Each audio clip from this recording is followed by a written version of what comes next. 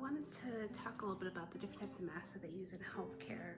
There's two main categories. So there's our procedural masks that basically just kind of strap on. They kind of fit to the nose, but as you can see, it's pretty loose here and on the sides. So these are great to kind of keep any bodily fluids that maybe the wearer has, like if you sneeze or you have a little bit of airborne spit particles.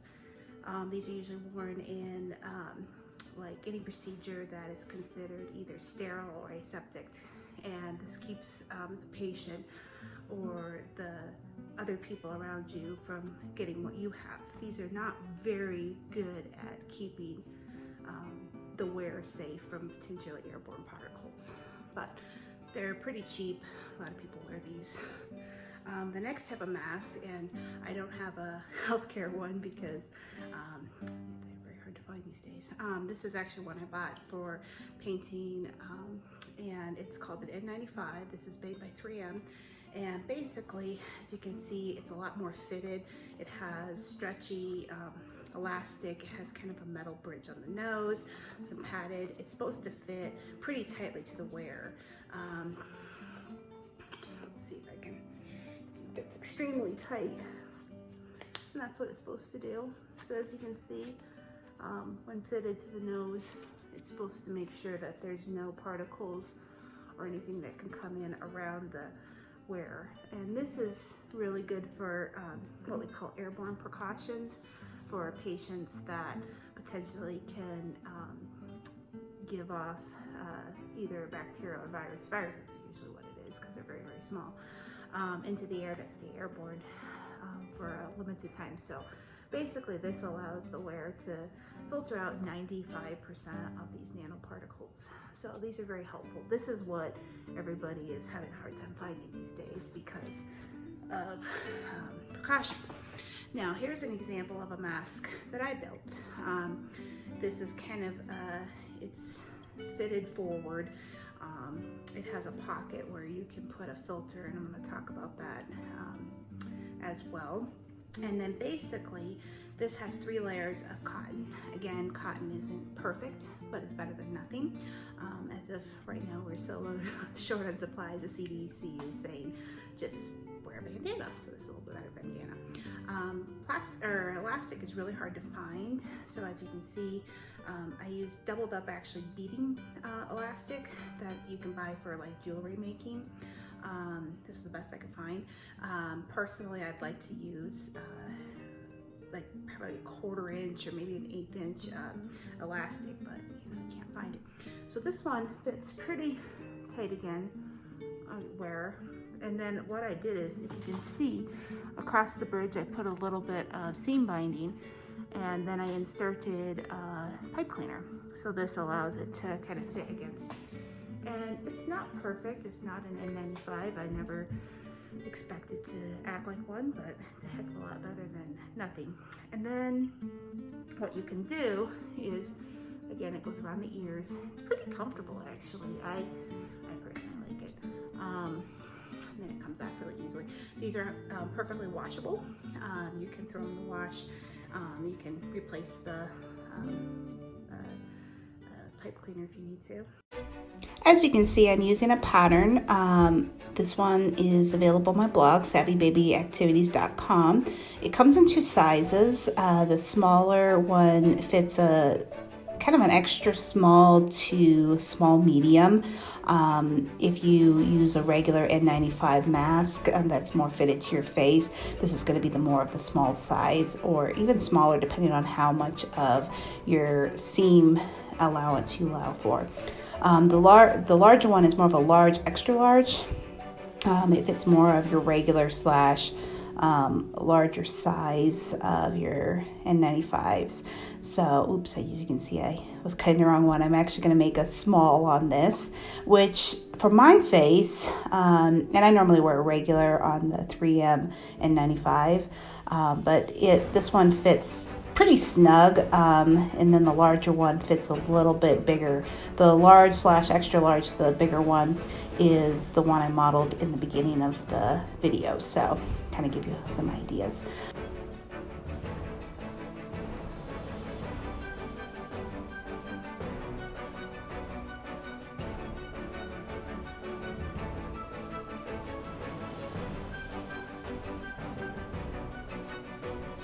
Next, you're going to use the patterns that you just cut out on a fabric of your choice, and then you just kind of line them up on the fold where it says to cut based on fold, and you just kind of line them up together.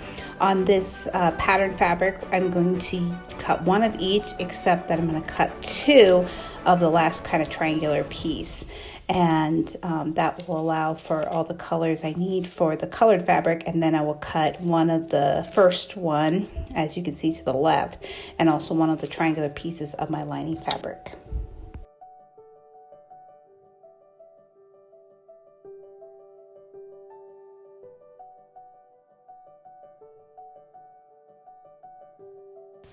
The next step is to cut all your pieces out. I highly recommend a pair of very sharp scissors. It will make this process a lot easier.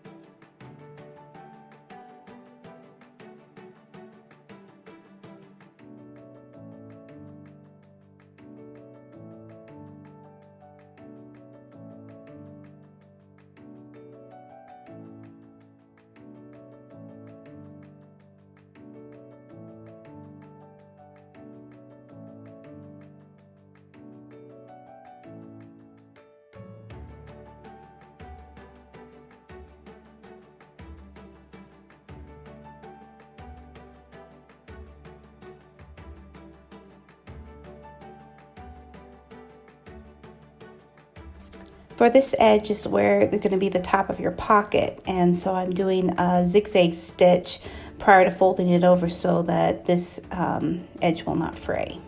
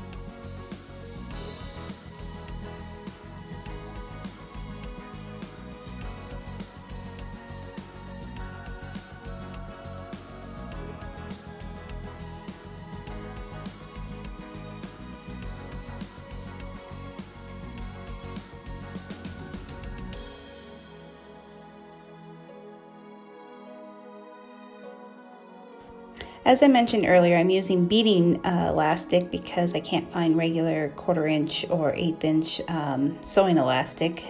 Thankfully, I'm hoping a lot of people that bought it all up are making masks for their loved ones and healthcare workers. But this is a way to do it. I used a pint, actually I think it's a 1/2 pint mason jar, and it has those little ridges where the lid goes on, and it's perfect for kind of doubling this over. So I kind of wrap around halfway, I tie a knot. It's kind of hard to see because I wasn't watching the camera when I did this, and then I tie a knot in the opposite end, and then it makes the little loop. You could also use potentially like a hair tie elastic as well.